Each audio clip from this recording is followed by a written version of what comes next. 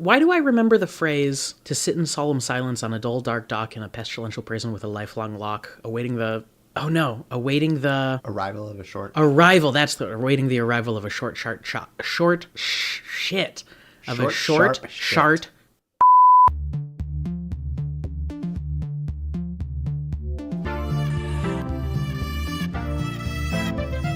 This story is about two boys, once innocent, changed forever by a CW show. One of them wanted the other, a doofus, to also love the show. This is their story.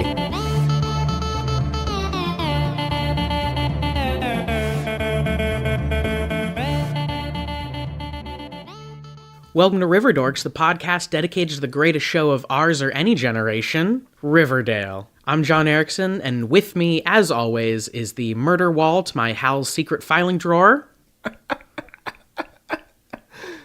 I'm Batman. Oh, God. That didn't play as well as I wanted it to, because I woke up this morning and my voice was like super gravelly and deep, and I was looking forward to all day introducing myself as Batman on our podcast, this, RiverDorks, starring yourself and myself. What is your name? I forget.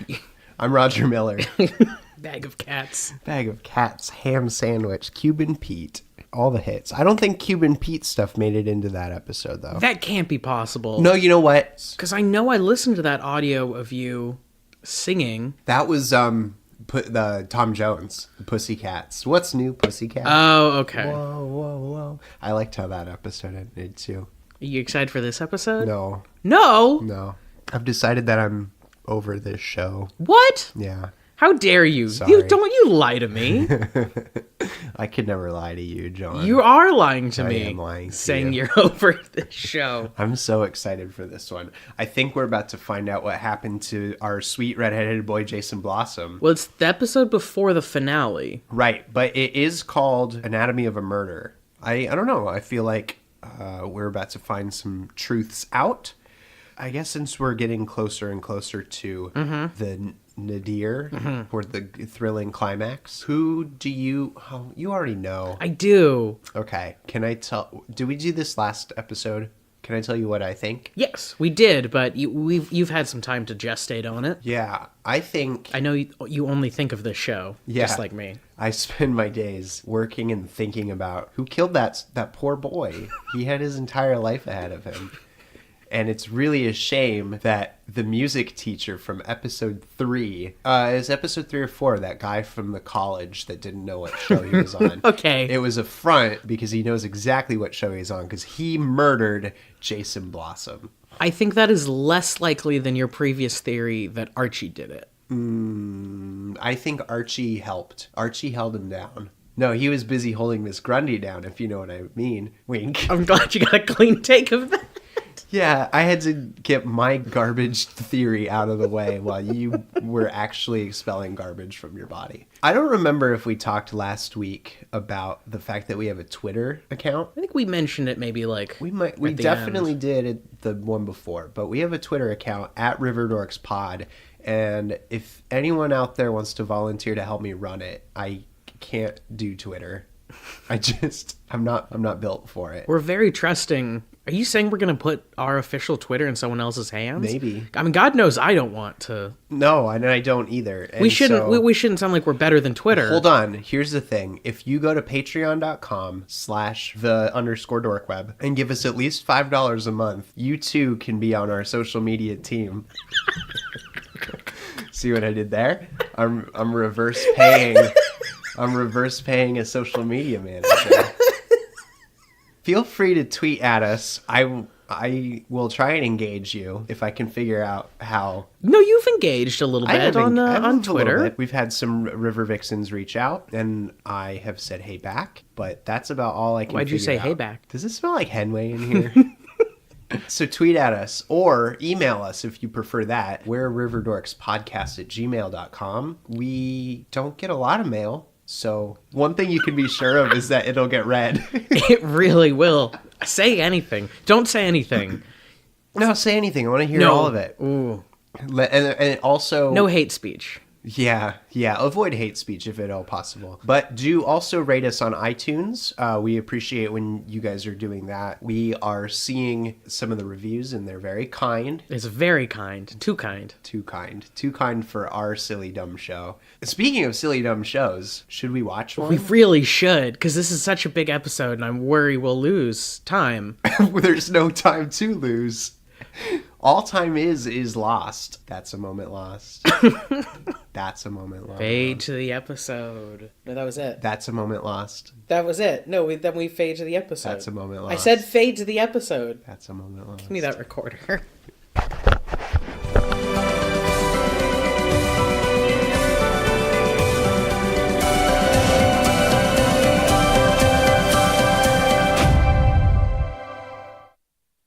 What an ep!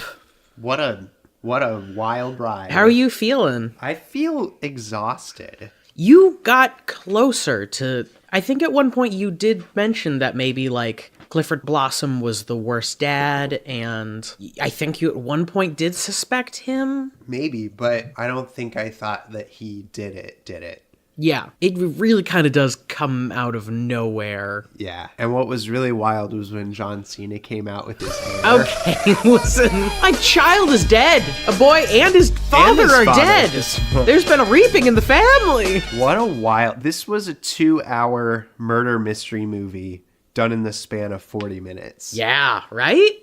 It was a fucking whirlwind. I think the lighting has just, like, slowly gotten more and more hazy and more, like, gorgeous. Yeah. And I think, like, this episode really... We haven't peaked. I think we've, like, crested now. We're finding so, like, new plateaus. This is, like, the level it will be for a little bit longer. Yeah. Then it gets real dark lighting in season 2. All I can say is, wow, what a gorgeous show. What was the thing that surprised... Biggest surprise? No. There was a scene where Archie and Veronica are sitting across from each other on God. They're on the couch, and it's like a little bit of exposition. I think he's talking about how FP called Joaquin as his one. And the shot of them was from behind there on the couch, and there's a fireplace between them. There's a fireplace. And also a jar of roses. It's just perfectly placed. It came up, and I just went, oh, God. Yeah, we both just started, like... It's, like, so on the nose. So artfully crazy. Yeah. Like the camp levels have never been higher. Yes. Which is how you can balance having like teenagers finding a guy who just died of a heroin overdose in a bathtub with anything else going on. Because like that's some HBO level shit. Yeah. And, like, but I think this felt very HBO. Well, I wrote down like when Keller's interrogating FP, I was like, Keller's on some like True Detective shit. Oh man, yes. And, like, I have the line, it's well, did you know him or did you just do it for kicks? Yeah, right. And the scene where they find Mustang, especially, I was like, this is on the CW. This is on the CW. This is on the CW. Also, the beginning when FP is telling kind of his story, and it cuts to like the kid laying there, like blood everywhere. Yeah. It was fucking grisly. Yeah. On the CW. But I felt like they balanced it with like, there is that really heavy scene, but then they do this Scooby-Doo shit where they each pop into frame to see this dead body. Oh, it's this really subtle way of like undercutting the intensity of the moment. I don't know. Okay. And I can't tell if that was on purpose or not. These are the moments. Yeah. These are the moments where I cannot tell if this show is absolutely genius because that was meant to be a comedic. Like, I expected so much that Archie was gonna like stop Veronica from looking, but no, she just like walks in. Kevin pops she goes, in, then Kevin, I can't tell, man. Should we start at the start? Let's start at the very beginning. The first thing I wrote after John Cena was no voiceover, straight into it. And I wondered if that's because Jughead gave his manuscript to FP and he's technically no longer working on it. Interesting. I remember your theory about this from before. Because if the conceit is the voiceover is his The name writing. of that manuscript being Untitled. But then there's voiceover at the end of the episode, so maybe he has more to say. I don't know. Maybe it's not even. I'm just like digging too far. No, don't. Hey, listen. You don't start a fucking podcast not to dig a little too deep. So it picks up right where the last episode leaves off with Archie telling Veronica and Betty that FP was framed. And a lot of this happening on the same day, which will be important to Roger. The same night, because I found the real mystery. I love that the first thing that Archie says after they're done, like with the quick exposition for those who may have missed last week, FP, whatever. Is innocent. That's not a whatever. That's a very important fact. You're right. It's important, but a man is innocent. Archie says, "My dad will know what to do." Yes. Okay. I can't. And this is why River Dad is number one in the standings on our River Best so far. It's true. Archie took a look at our rankings board and went, "Whoa, 24 points." This guy knows what's going on. He's gonna know what to do. But man, what a first time that's ever happened in any of these shows is that they actually just go tell their parents. Like usually with all the chess pieces that are always moving around in this show, no one actually just goes and tells there's always the disconnect between the parents and the kids. Well, and that's what was interesting about this episode is that usually it's like you'll have people kind of paired off, where this one was very much more like all the pieces are consolidating as everyone sort of gets on the same page. Yes. To be like kids and then adults. Like there's some overlap, but there's still like the kids aren't done exploring things and the adults aren't done like moving their pieces around. Yeah, exactly. Trying to protect their kids in most cases. So they go to Archie's house, they get all the adults together, and River Dad, it turns out, does know what to do, but not without like getting he gives good dad advice, but also like gets one in at Archie. He's like, this isn't petty theft or a bar fight, Archie. Yeah. Like things that you have been involved with this episode or this season, this is murder. I think Roger described it as the most aggressively good dad advice. Oh, that was also the later on when they're talking and he's like, I want to keep you safe. And he's like, that's right. Well, what if I go to Chicago? And he's like, well, as long as you're safe, that's cool. It was like the most closest to a fight, non-fight that I think I've ever seen on that a dad television. Can get into. Yeah. There's two types of dads. One that's the sort of fights he gets into, and the other are baseball dads. Right. So basically all of the adults tell all the kids that FP's been arrested and so they should leave it alone. Yeah, which, like adults, fair fucking advice. fair. We cut to the bus station. The bus station. So there, everybody's trying to find Jughead. And he's trying to get a bus to Toledo. At a bus station with no computers. There's one of many pocket dimensions in Riverdale, and this one is fucking squarely set. This is wild. In like the 1890s? Yeah, he's trying to get a refund for he's trying to change his bus ticket because he calls his mom and Jelly Bean. Oh, an important scene because, man, Cole Sprouse, there's a lot of close-up acting in this. A lot of face acting in this, starting Cole Sprouse, like, setting the bar high for everyone in the episode with his very good face acting. Yeah, phone scenes are tough when you don't get the other. And there wasn't even, I don't even think they had like a No, it was nothing. It was all on him, and he did a great job. His mom turned him down, was like, please do not, when he said he was going to come visit her in Toledo. That's rough. Yeah. So, but he goes to get to change to the next bus out of town, out of Riverdale. And there's this like 1930s guy in overalls. It's pretty amazing. Like a newsy cap, and he's just like sweeping the bus station. Like, where the fuck did that guy come from? The ticket lady basically says, here's your ticket. It doesn't leave till like 3 a.m. 6 a.m. 6 a.m. And also you cannot stay here. And then it pans out to show a no loitering sign and then slowly pans around. And this fucking overalls newsy guy is just sweeping up and sweeping up. It's adorable and it's crazy. It's crazy. There's no computer in... Yeah, it's all done on... Wildness! Yeah.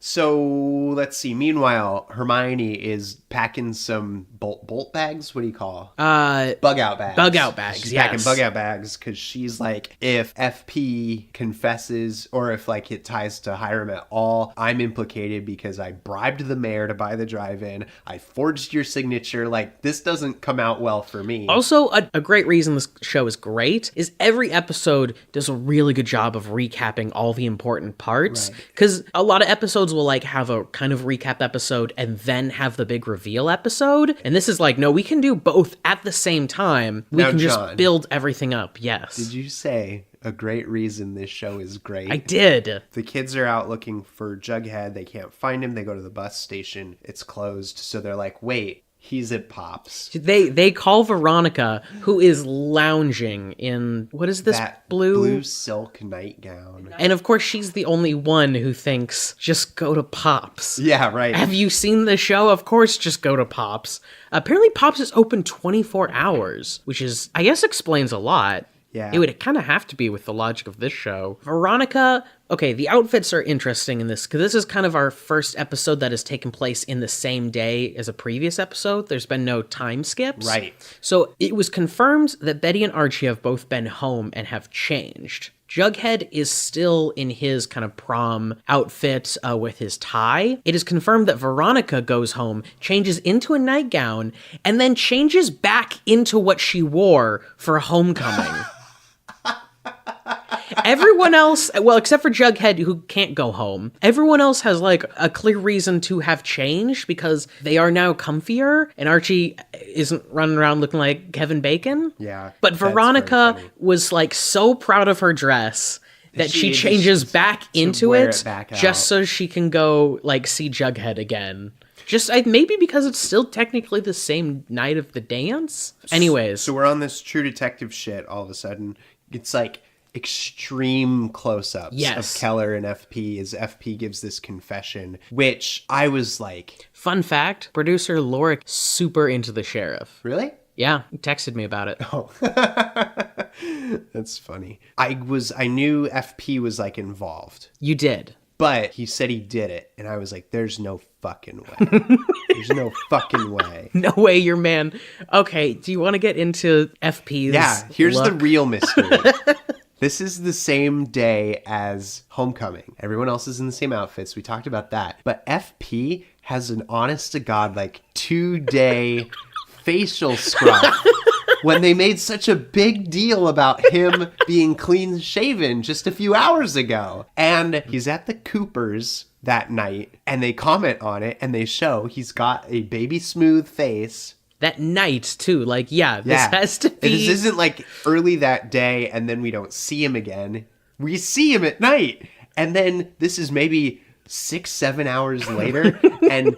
he's got 2-day scruff. Maybe this is why Jughead is, like, so amazed when he sees him clean shaven. He's so his shocked. dad's beard grows so He's fucking like, quickly. I didn't know it was possible. This coming from you, the man who can grow a beard the quickest Not I've ever that quick. seen. Not FP's got me beat. It's pretty amazing. Okay, I never would have noticed that if you hadn't brought it up because it fits his situation so much. Like, do you think he would look creepier if he was saying what he said without the scruff on his He'd look face? too credible, or he'd like look too nice. Yeah, either I can that or see like why they did it. Yeah. Because it's shorthand, right? Like scruff means I've been in jail for some time. Right, But right. He was there for 2 hours.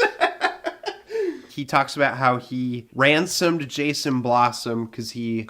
So here's the thing. FP is innocent of the murder. of the murder, but tells to an incredible amount of pretty heinous shit. Like, I was gonna run drugs. Oh, cool. We've only suspected that of you, but now we definitely know about that.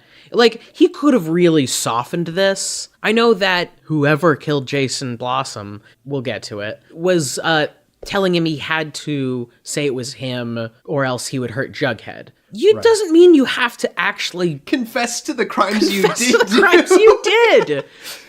Because he confesses to drug running, kidnapping, Tampering with evidence. body handling, I think is illegal. Yeah. I mean, I don't know. It's not body handling. I don't know what it's called. Boy rapping. Boy rapping. Oh. You're wanted on 2 counts of boy rapping. Yeah, he wraps up this body, puts it in the fridge, and we see all of this. The body in the fridge, I don't ever remember being a thing brought up ever, except I think Keller's the one who brings it up. He was like, and then you stuffed him in the fridge. Yeah. And you're like, how would you have known that? That was weird. I like that we both think Keller's the Green Goblin. Spider-Man! It's at school the next day. And fucking Archie. Listen, we've tried to... This is one of Archie's better episodes. It is. It is, well, but maybe... But it's also not. Not, maybe... It's also not. KJ Apa does some great acting in this episode. I can say that. Okay, time in. Man, Archie! So... No, it's... Everyone's super bummed. Everyone's super bummed. Looking at the newspaper, it has a big picture of FP holding one of those picture board, mugshot boards. And do you have it written down? Yeah. He looks at Veronica and says, "Well, at least there's no connection to your dad. That's good, right, Ronnie?" Like, just in front of God and everybody. Zero tact. Yeah. And John and I were both just like audibly like, Jesus Christ, Archie, come on, man. Not the time. Right. Like, yes, that is good. And I guess that's the script's way of, that's the way of saying, like, maybe this will blow over. But man, bud. That's so good. Okay, so here's my question. Mm-hmm. Did you ever walk into a cafeteria and have everyone stop and watch you?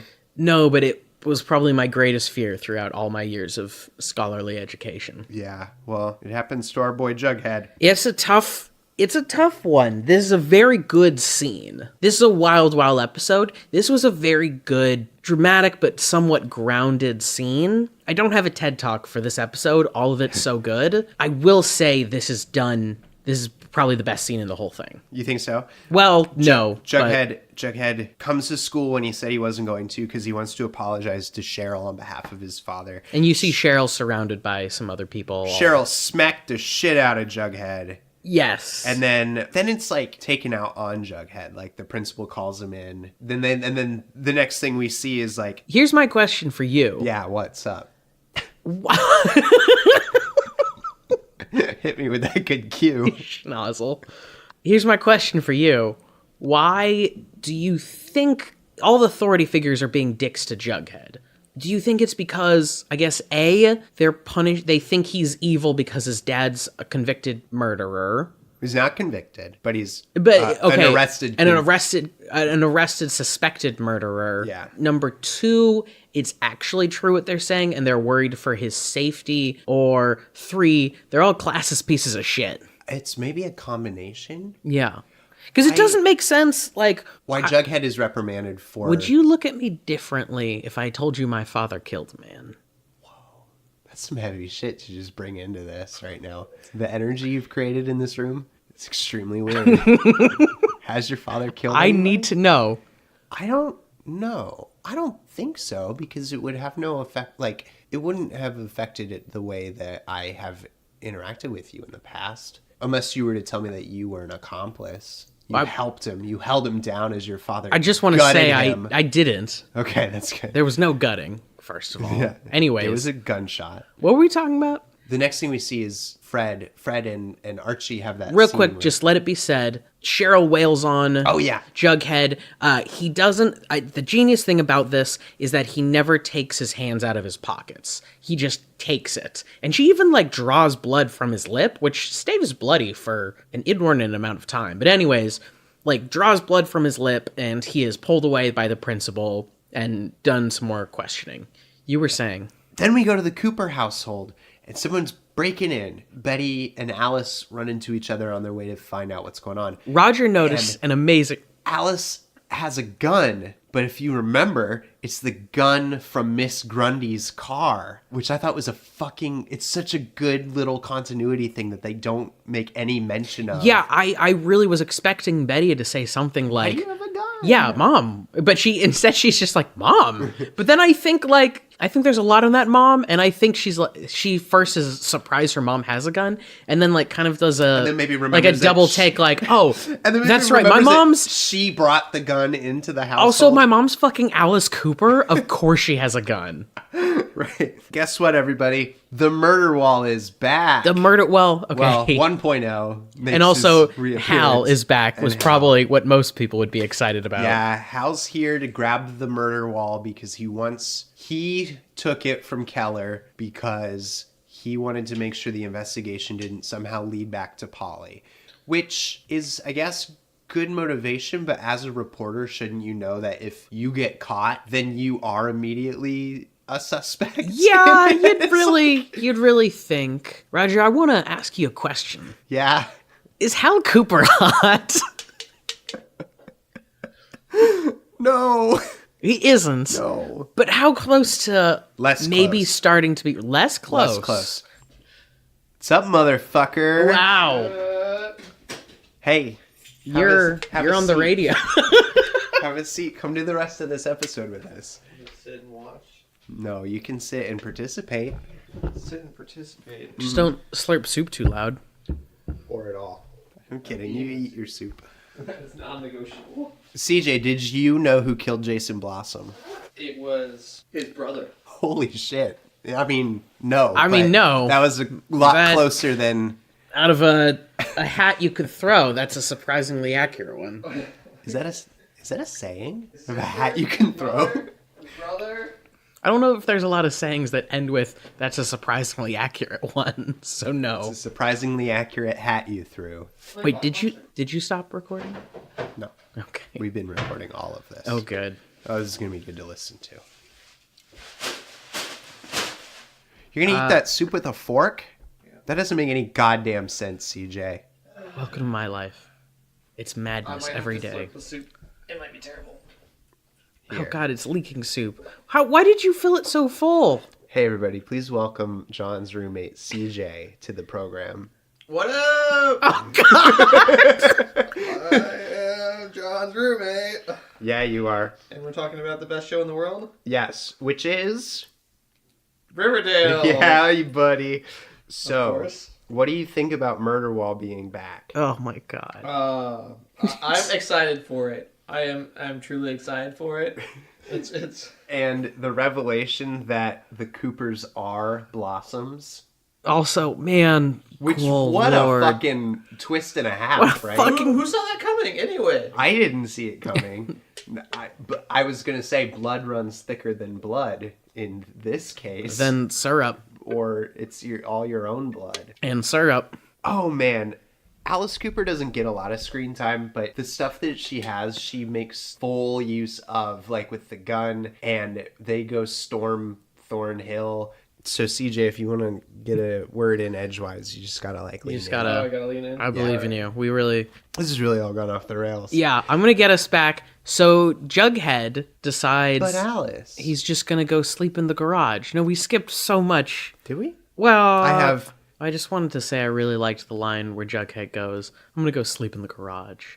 Oh, in that scene, because he overhears them talking about the problems that follow the Joneses Yep. around, and Luke Perry kind of lays it down a little bit. Yeah, but understandably so. I think you're giving Luke Perry a lot of room. I understand why. You're willing to not see the faults in your own father. Yeah, right. Do you think he feels like trash? That's where Luke Perry? Well, I mean, like he's gonna go sleep in the garage. Jughead. No, that was Jughead Jughead's goes gonna and sleeps sleep in the Jughead. garage. You remember from the episode you watched? with us just now. Yeah, but do you think he feels like trash? Because like I think he does. Everyone thinks his father's a murderer. Including, I want to say, side note, I'm glad that this almost immediately mended the rift between Jughead and Betty. Bughead lives on. They just kind of don't even mention that they were fighting and all that, and he said some heinous shit to the woman that he loves in and out of the show. Alice Cooper. Alice Cooper. Alice Everybody Cooper's goes. wonderful. They scream out after she. Oh, okay. Do you mind? It's 9:37. Who's moving around their house at 9:37? This is ground to a halt. Oh my god, yeah. We That's had on such you. good momentum going. That's on you. We had momentum, and then you fucking took the momentum off the tracks. I just wanted to involve CJ. I didn't have anything to do with our neighbors or this guy. You were an agent of chaos. Good night, everybody. What is going on? Good night, This was such an important episode, too. And now we can't. Alice Cooper doesn't get a lot of... Oh my gosh!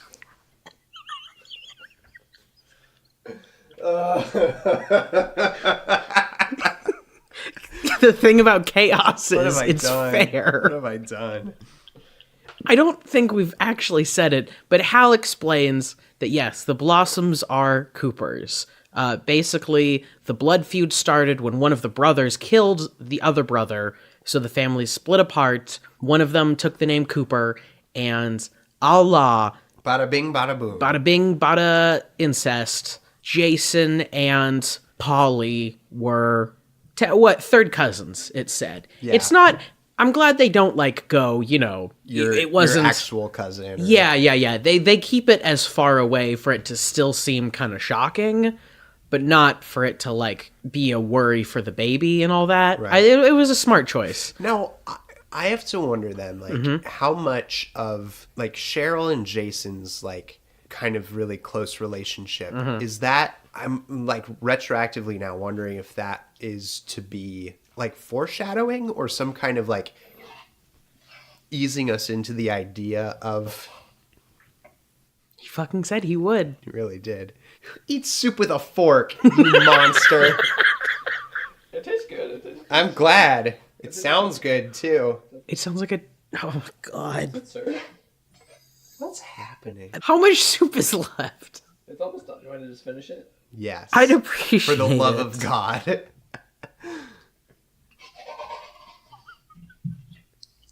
I am in hell. A hell of your own making. Alice Cooper doesn't get a lot of screen time. But goddamn it, does she make a good use of it? She is the gun. They storm Thornhill. Hell yeah, they do. Fuck yeah. And Alice Cooper flies in and says, "Don't bother calling the police. We won't be staying." And they're like...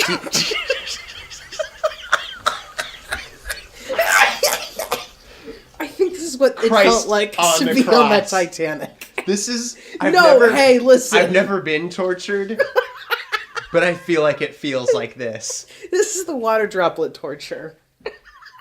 Literally. It's the Brooklyn water faucet torture. You're allowed to be on our show, but you have to sit there and stop making so much noise. They swoop into Thornhill. She says, "Don't bother calling the police. We're not staying long." And Hell then yeah.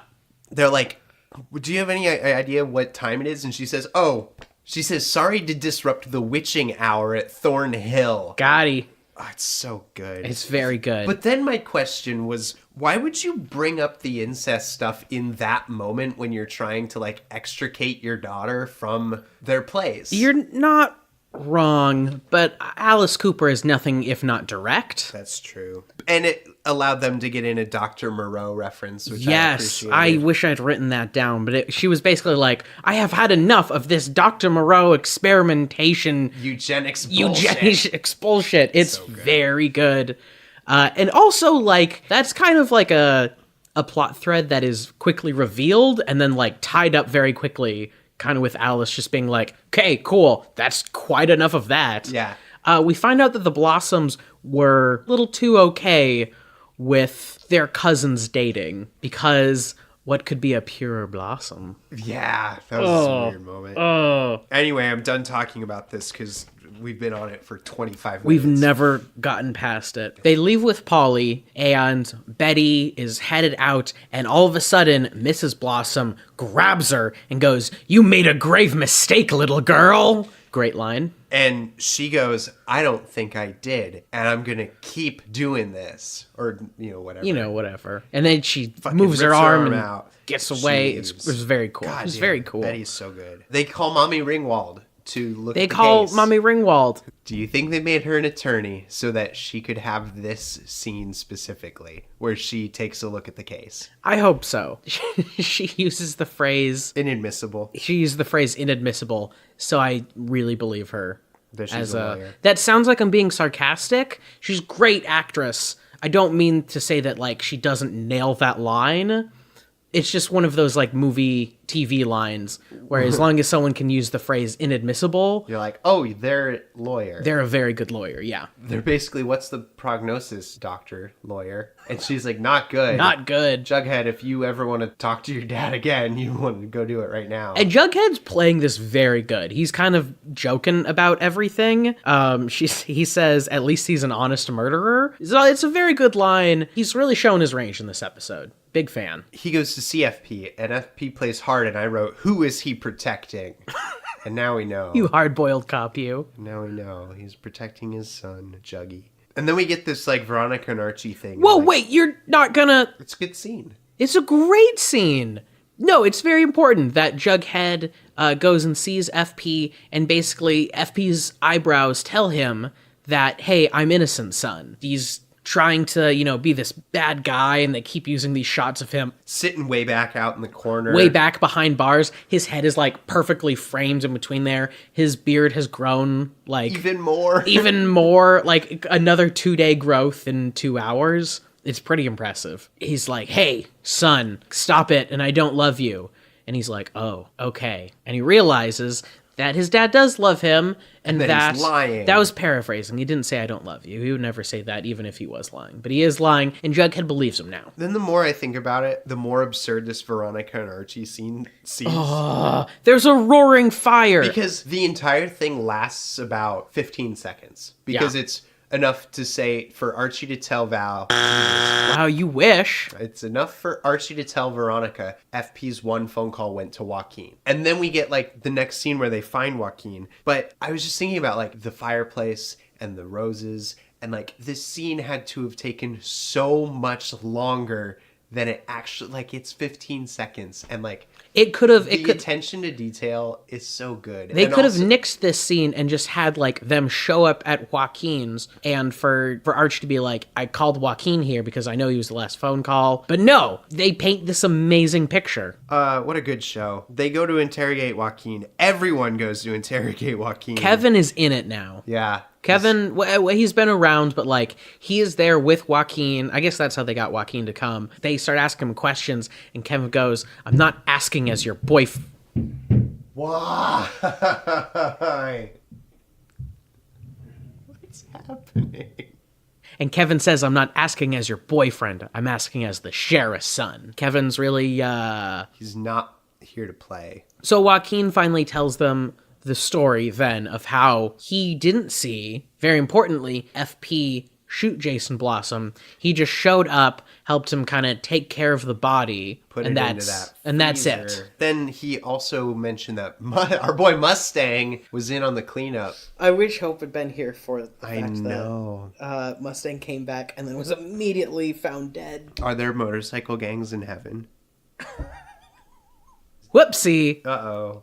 Mustang's He been done an OD. again getting got. Oopsie. Yeah, they find him with like 6... Listen, I've never, shot horse or anything.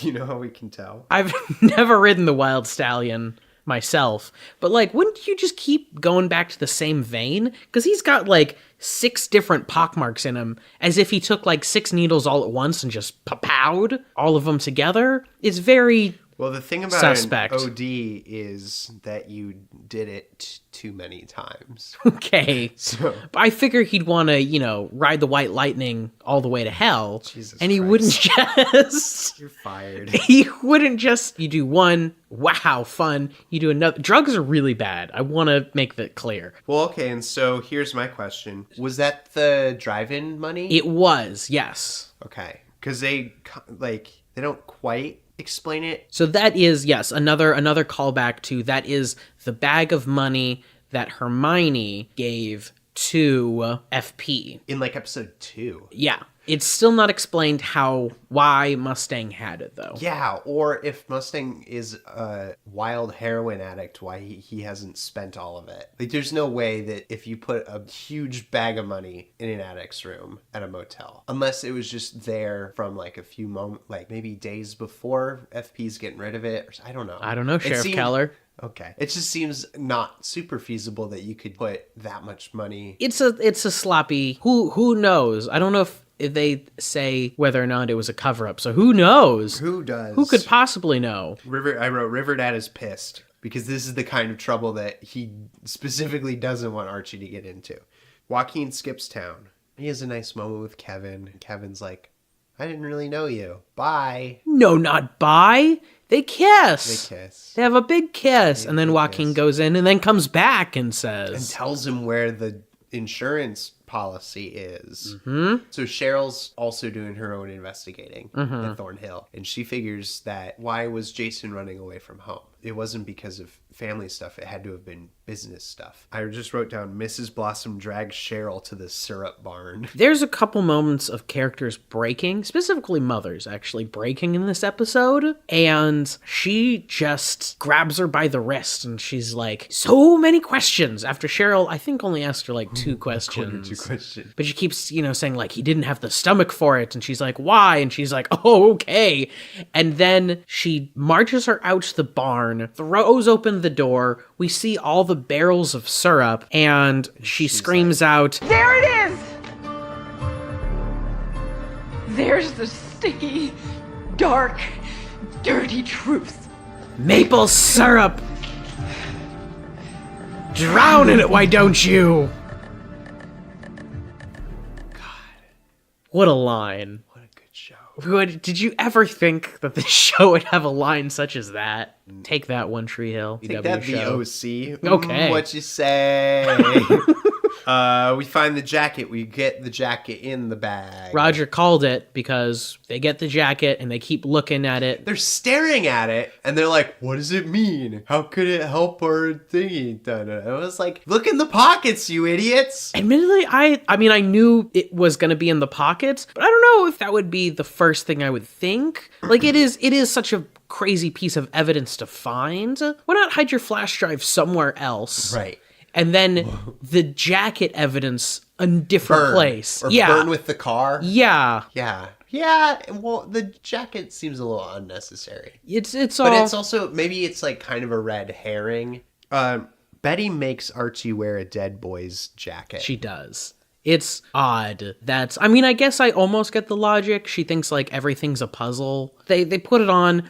She reaches into a pocket. So it's not even like she doesn't have Archie reach into the pockets. He just does it herself. Stands there.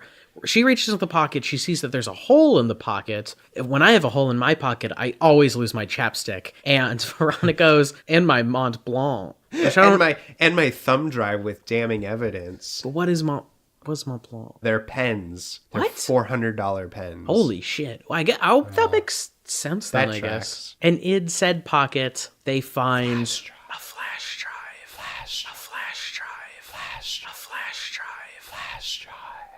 The modern Deus Ex Machina, the flash drive. And then there's a moment of really good facial acting. I'm going to say my honorable mention early, because it is all of these characters watching this flash drive.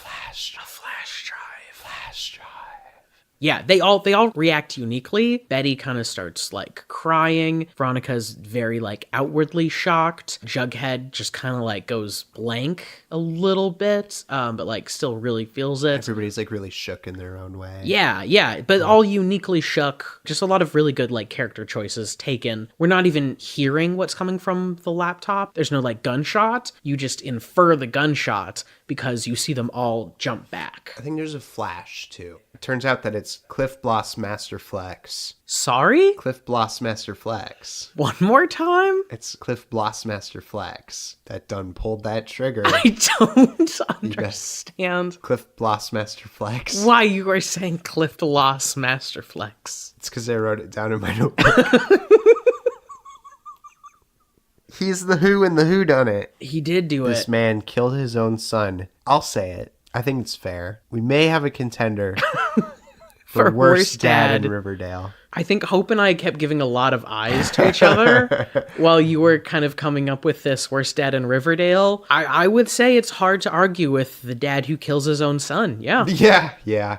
That's like the very bottom of the dad scale. Is really bad. Is a bad dad. Patricide? A BAD. Patricide is where you kill your own dad. So what's sundricide? Why do you know this? No reason. I wrote in full caps at the top of this page on my notebook, Cheryl's entire outfit. Yes, this Holy all black shit. number, highlighted, of course, by her spider brooch. Red spider brooch. She's got amazing boots. She's got like a leather skirt. Like a chunky turtleneck sweater. She's positively glowing this episode. Betty calls Cheryl Betty calls. to tell So her what's up. yes, Cheryl is up at the top. In her room, she gets this call and does like a, I understand. We still don't know who it is. Then she goes down, stands next to her mother, looks at her father and says, "You did a bad thing, Daddy, and now everybody's going to know." And then we get that final like voiceover with Jughead. Yes. Talking about Seeing the shots What did and done saying, happen? I'm glad that you don't just watch the video, like they go full drama. You actually like then cut to it in the usual cinematic way happening. It's gorgeous. It's super good.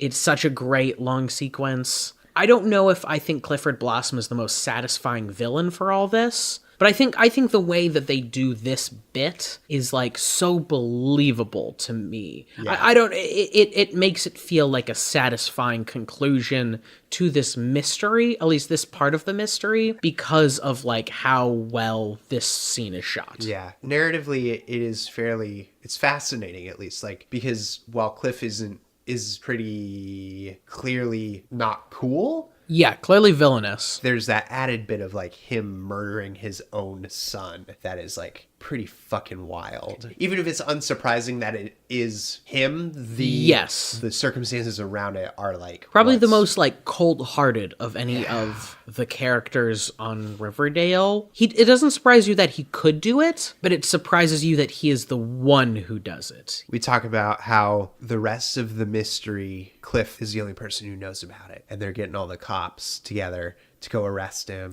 There's a great thing of Cheryl and her mom both just standing outside their door pointing. So her good. mom's like trembling and losing it, which is very good. Implication then that her mom really didn't know. She's just regular amounts of crazy. Yeah.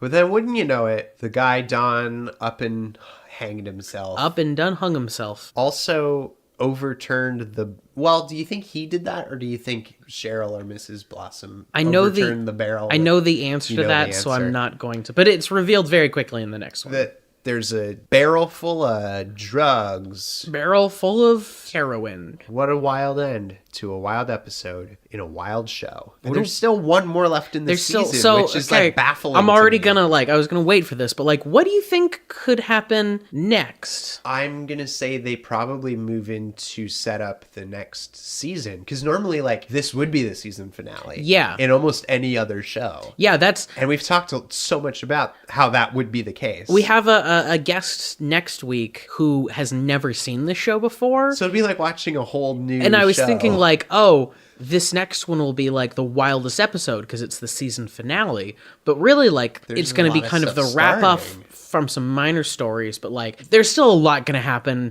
next week. I'm very down for it. I'm very excited. It's going to be a weird one for him. I guess we have to start digging into like the connection with the drugs and the South Street Serpents, and how does Hiram wrap into all of that. That's and right. That all was of another big stuff. thing, as we find out Hiram is coming home. What do you think about that? Hiram Jefferson's coming home. Is that what you were thinking? I was trying to remember which founding father it was that was coming home, It's Thomas Jefferson. and I got there. Okay. All right, can we do River Best? We can. Do we have any river mail? No. Send us River Mail, or don't. Who cares? Okay. Thank you for listening. I'll be honest, based on our numbers, more people have listened to this show than I honestly ever thought. So genuinely, thank you. Whether you send in mail or not. But hey, if you're listening to this and actually want to be on a podcast, I mean, you know, everyone listens to podcasts these days. Why not say you were on one? Just send a question to RiverDorksPodcast@gmail.com. Our questions for this time are, would you look me differently in the eyes if you knew my father killed a man? And are there motorcycle gangs in heaven? We can't ask that of people. This is why we're not getting any mail. Good God. It's too heavy. I'll be honest, we're going into this. I still don't have my number 2. This one's hard. It's hard, particularly because Episode. every character's in this episode. Yeah. But not a lot of people really have a lot of standout. My number 3 is FP. Fuck, my number 3 is FP. Really? Yeah, dude. Oh, wow. I didn't think FP would make yours just because you didn't want to talk about his great scene between him and his boy. I didn't say I didn't want to. We just didn't because this has been a nightmare. If River Dad is the absolute epitome of best dad in Riverdale, then FP is the epitome of every dad who's trying so hard and just like can't seem to make it happen. Yeah. And just like The world really does work against him. Well, I wouldn't say necessarily that's entirely it, because he has made some bad decisions and he's gotten into some shit, but he means so well, and he has to make like the tougher, he has to make someone, River Dad's easy because he's like, I'm not in a jam, so I just get to like be as wholesome and pure. At the very basics of it, River Dad is Superman, but FP is sort of Batman. Or like Rorschach, like Yeah. maybe a little more anti-hero. Yes. That's Rorschach from The Watchmen. If No. anybody's, I know you know. Okay. Okay, what about this? If River Dad is John Cena, then FP is Stone Cold, Okay. Yeah. which would probably be even more esoteric and niche than comic books is pro wrestling. Forget I said anything. You're not wrong. FP's number 3, but he's number 1 in my heart. Fuck, I thought this would buy me more time because then you could talk about yours. Not but my we had number the 3. same. We had the same. I can tell you about my number 2. Wait, I never really talked about why FP. Oh yeah, give me your FP. Just real quick, sales FP's pitch. great in this episode because they literally frame him very well in a lot of the shots. While it is ridiculous that he has his scruff back, it works for his character, and it works for the kind of visual of him regressing to his older days where he's lying to his son and he's not being open. And I think he does a lot of eyebrow acting in this, and usually his face is like right up against the bars, and so his eyebrows are like hugging the sides of the bars, and he does look a little Green Goblin or kind of the Joker for a few times. If he was laughing, he would look exactly like that. Great dad acting from FP. Good job. Let me tell you about my number 2. My number 2 this week on our podcast, RiverDorks, where we talk about the greatest show of ours or any generation, Riverdale, is Joaquin.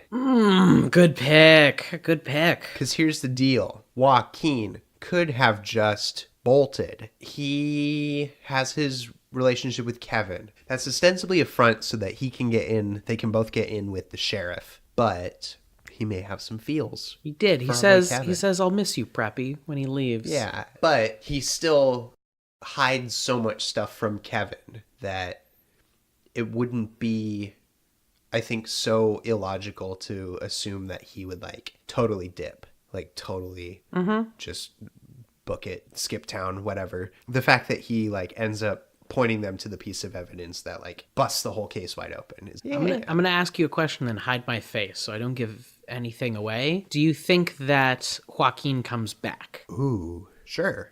I would. You're hiding. I wouldn't be surprised to see if he does. I'd be more surprised to see Mrs. Grundy come back than Joaquin at this point. I gave away nothing. You have a number 2? I'm ready for it. I'm feeling it. Betty. Oh shit. I was hoping you were going to say Mustang. Man, another week, if it was like a less strong crop, Mustang might have even made it on there just in honor of hope.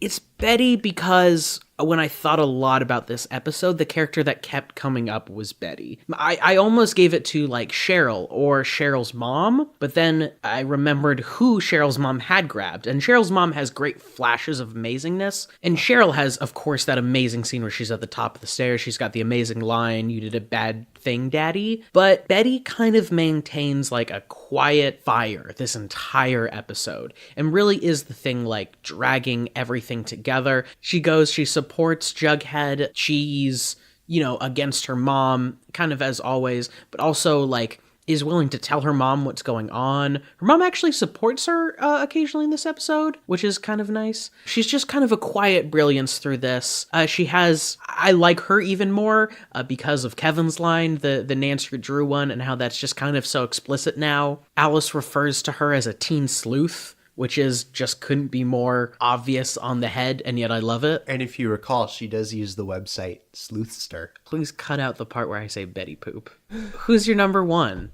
I'm very interested. My number one from this, Anatomy of a Murder, I think is Betty Cooper. For a lot of the same reasons. Wow.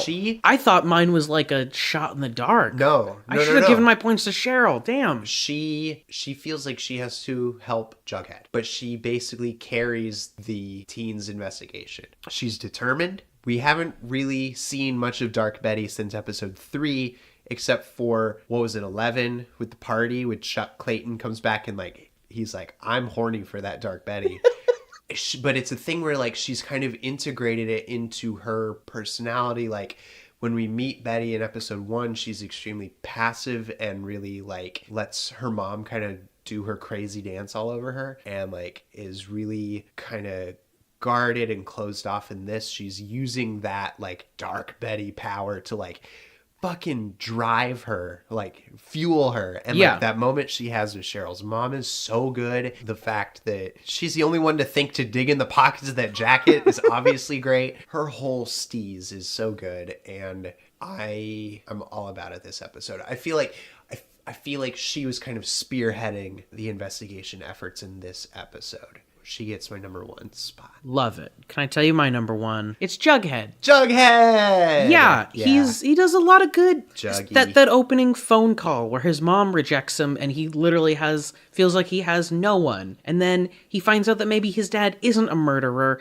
and he gets so excited but like doesn't want to open his heart too much. He has the crap beat out of him by Cheryl. He thinks that his dad being a murderer is sort of a joke, but then he finally like looks into his dad's crazy eyebrow eyes and is like, wait a minute, my dad didn't kill anyone. He's not innocent, but he's not guilty of murder. He reacts very believably to seeing someone get shot. He's grown leaps and bounds from what he starts out in this series as literally just the brood and even recently, I'm weird, I'm a weirdo. Like, he's a kid with a lot going on, but handling it surprisingly well. It is interesting that like episode 1 and 2 we don't see much of Jughead except to kind of be on the periphery and obviously giving the narration. But then it seems that this entire season has kind of hinged around Jughead. Yeah, that's interesting. And I wonder how much of that they intended from the start, or if we've talked a little about like the Archie types and all of that kind of thing, and whether like in trying to figure out how to shape they were like, well, everything hinges on him. I guess it boils down to like, I'm curious how much they knew going into this first season. How much they reacted to, because I mean, it's a show aimed at the social media generation, and how much of things might be a reaction to the way fans react to fans. Characters and Yeah, stuff. yeah. If fans, if they were worried that like people wouldn't be able to separate Cole Sprouse from the Sweet Life, Cody and or Zach, I don't remember. He was the nerdy one on there. He was the sweater vest wearing one. Do you know his brother has a mead factory? I did. And you can go. It's in New York. Can we go to Cole Sprouse? Or at least like they distribute to New York. Oh. No, I don't want to get Cole Sprouse, or I don't want to get Dylan Sprouse for the podcast, because I feel like that'd just be weird. No. I just meant, can we go meet Dylan Sprouse? That's how I wanted to say. Oh, then yes.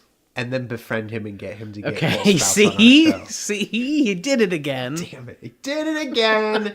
John, do you have the River rankings for us? Yes, I do have the River rankings. Here you go. I thought Luke Perry was going to sweep. Everyone would have. You look at these stats, you never would have believed it. If you're an avid listener to this show, you may have thought why even bother ranking these? Why either bother? Good. Here's the thing. This is the second to last episode. I was prepared to call Riverdad the winner because everyone else was so far behind him. I am mistaken. Luke Perry with 24 points, but now in second place with 21 points. Meaning depending on who gets points next episode could determine the best character from season 1 on the River rankings. Have we decided what happens with the best? We haven't. River best? Should we get a... It's just a thing we've been doing out of compulsion.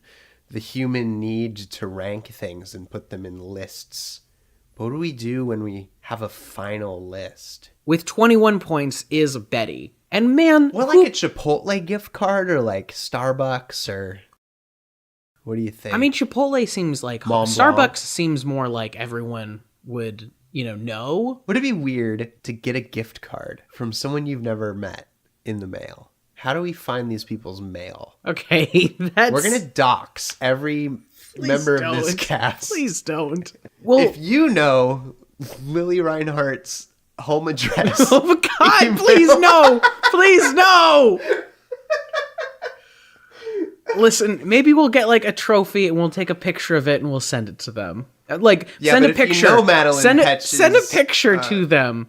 Anyways, wow. We have Twitter. I'll reach out on Twitter. Please do. Maybe that'll do it. Luke Pear with 24 points. In second place, Betty coming up now with 21 points. Holy shit. Veronica in third place with 17 points. Tied with 14 points, Alice Cooper and Cheryl. Jughead with 11. FP with 10. Father and son rising up the ranks. After that, we have Kevin with 6, Val with 6, Josie with 5, Hermione Lodge with 4, and now having shot up the ranks, now with 4 points, tied with Hermione Lodge herself, is Joaquin. The Tears for Fears cover / the murder wall.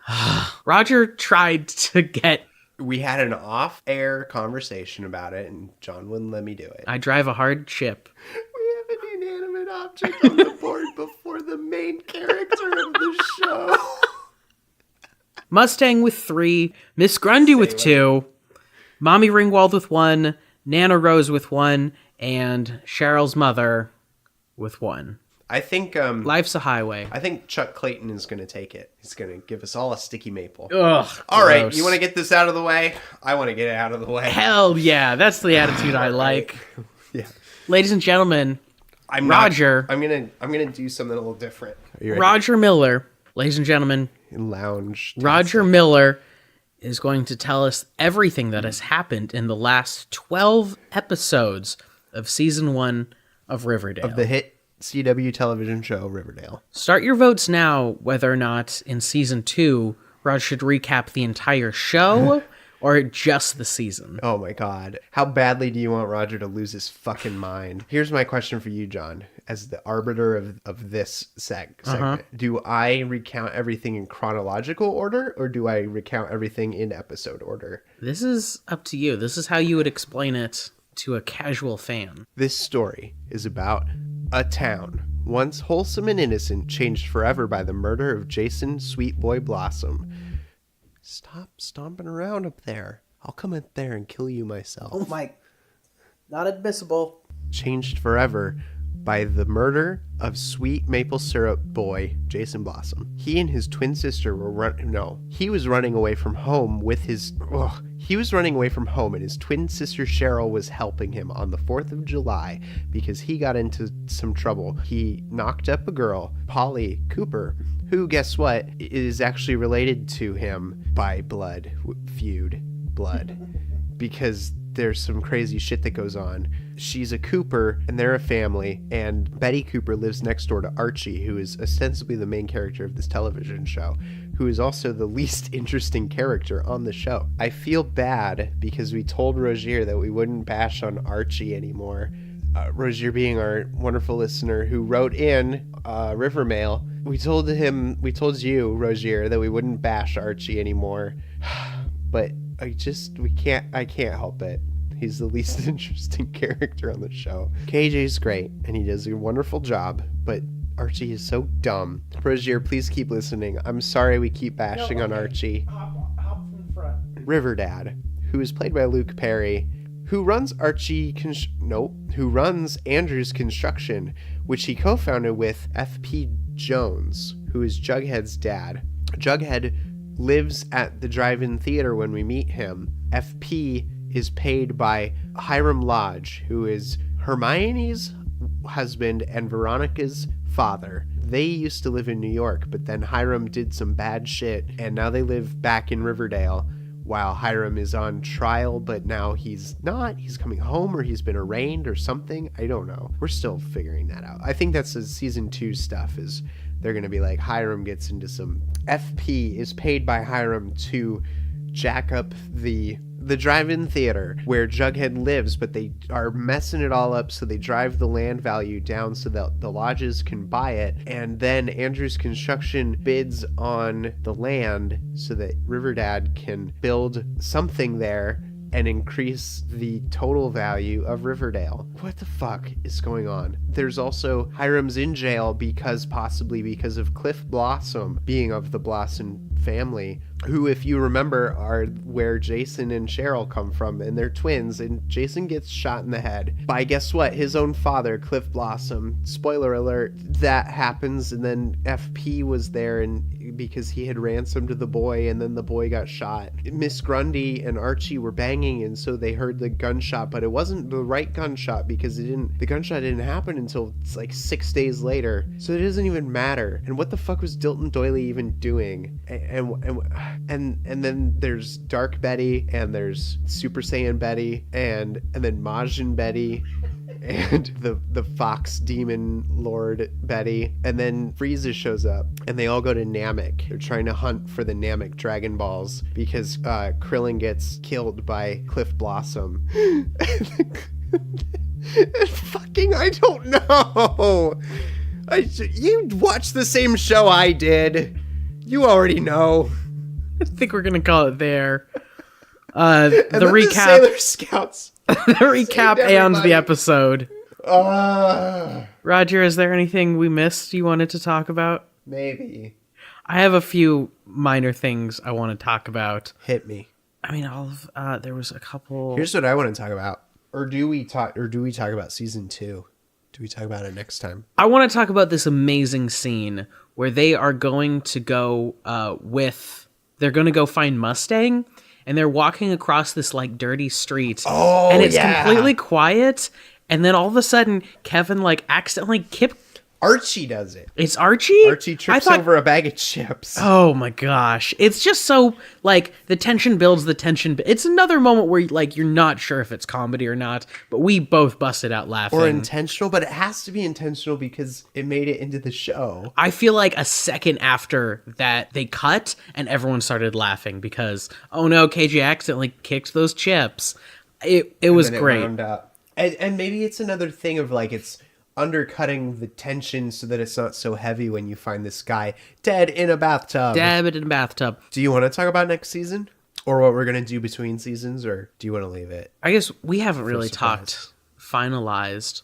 The Not thought really. is that season 2 is very long, and season 3 is so incredibly buck wild that we really, really want John really wants to get to season 3. I really want to get us caught up because we want to be able to, like, talk with you. And I'm starting to get worried that Roger might start seeing spoilers for the absolute craziness that happens in season 3. We want to try and catch up to where the rest of the world is. Mm-hmm. So part of that is we're going to start doing double episodes with season 2.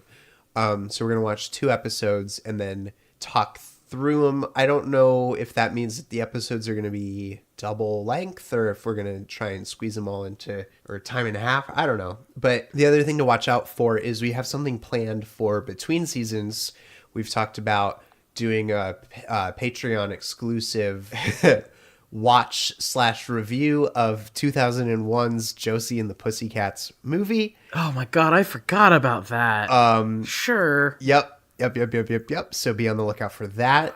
patreon.com/the_dorkweb. Anyways, yes, we'd love to get caught up, mainly because how excited I am about season 3. John which actually is super excited about season 3. The second half of it comes back tomorrow. So that's very exciting and a good hint of when this episode was recorded. Yep. You might also see kind of a break in our weekly release schedule just because of this possible Josie and the Pussycats thing, and also because We might take a break and try to get a bunch in the can for a little bit before we release them all. Partly that, and partly that John and I are also very, very, very, very busy working on. Can we talk about it at all? Yeah, How why much not? To the extent that we can talk about it, we're working on a Broadway show that opens. Oh, we're working in a on Be month. More Chill. Working on Be More Chill for Broadway. No big deal. Big deal. But that opens in February, and it's now the middle of January, so things are going to start ramping up. There's going to be a lot of long nights in the Long theater. nights, and I can't do long editing nights and also that and maintain any kind of semblance of sanity. So you may see some spotty release schedule. We're going to try and keep you guys updated as best as we can. But just know that we are so fucking stoked to keep doing this, and we're so glad that you guys are tuning in and listening. I'm so excited for, like we mentioned, next episode will be a little different because we have a friend of ours, our producer, executive producer, Alex Koch, who we have kept in a dark room. And by that, I mean he has never watched an episode of Riverdale. And it'll be the ultimate test to see if we could convince him to like the show after only seeing the season finale. Of the first season. And it'll be a great test of Roger's collective Riverdale recapping to see if Roger can explain all the questions he's bound to have. So be ready for that, River Vixens. Should we get the fuck out of here? It's been a long one. Yeah, it has. And we're gonna watch the last 5 minutes of Temptation Island. Yeah, man. So in the meantime, I'm John Erickson. I'm Roger Miller. No, don't do this to me. Bye, everyone. So once again, I'm Roger Miller. I'm John Erickson. Like we always say at the end of every episode of this podcast, Nancy Quality Drew strikes always. again. I almost forgot mine. It's been the same thing every time. What? Oh, boy.